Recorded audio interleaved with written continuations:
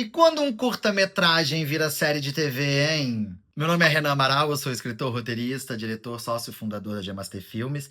E hoje eu vou falar para vocês sobre um curta-metragem chamado Smilf, que é da diretora Frankie Shaw. E esse é um case de muito sucesso, porque esse curta-metragem foi o que levou essa realizadora a desenvolver uma série de TV para o Showtime. Essa série de TV ela ficou no ar entre 2017 e 2019 e o curta-metragem tem uma premissa extremamente simples. De novo, poucos atores, uma única locação, dois cenários, mas uma única locação e personagens extremamente cativantes. E o motor dramático desse curta-metragem ele é muito simples. Uma mãe solo quer transar, mas ela não consegue deixar de ser mãe. E aí, no caso desse curta, é muito interessante porque a gente tem um conflito que ele é imediato. Ele não precisa de backstory, ele não precisa de exposição. A gente abre o filme com uma mãe em casa com o seu filho, que é uma criança, que precisa dela, precisa de cuidados.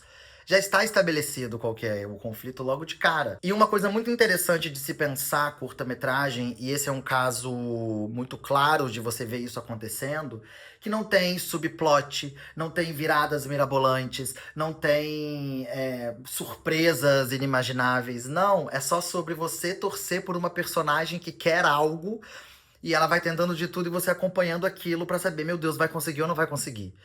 Simples, extremamente eficaz, principalmente quando você tem uma personagem que gere identificação no seu público-alvo. Que o seu público, automaticamente, ao ver aquilo, compre aquele sofrimento, compre aquele obstáculo, compre aquele desejo, entenda o que essa personagem tá passando e embarque nessa jornada junto com ela pra saber, vai conseguir ou não vai conseguir.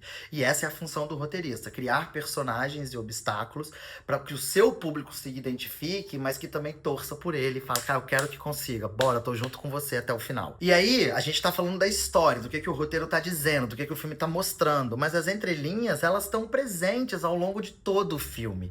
E é isso que é importante a gente pensar também nas nossas histórias e para você ver como que é possível ter isso também nos curtas-metragens. Qual é a entrelinha da sua história, o que não tá sendo dito, mas que tá presente ali de alguma maneira. Então, sem falar diretamente sobre isso, esse curta ele também tá falando de muitas outras coisas, como por exemplo, solidão na maternidade, sexualidade feminina pós-filho, culpa, invisibilidade, desejo versus identidade. Tudo isso sem discurso nenhum, não tá na fala, não tá na boca, tá apenas na experiência que essa personagem tá vivendo e na vida que a gente tá acompanhando dentro desse curta-metragem. E tudo isso em 9 minutos de filme. Em menos de 10 minutos, um curta-metragem conseguiu ter uma força, uma carga emocional e uma força dramática incrível. Então fica mais esse exemplo de como um filme pequeno em tempo consegue ser gigante em temáticas, em entrelinhas, em carga dramática, em força e potência.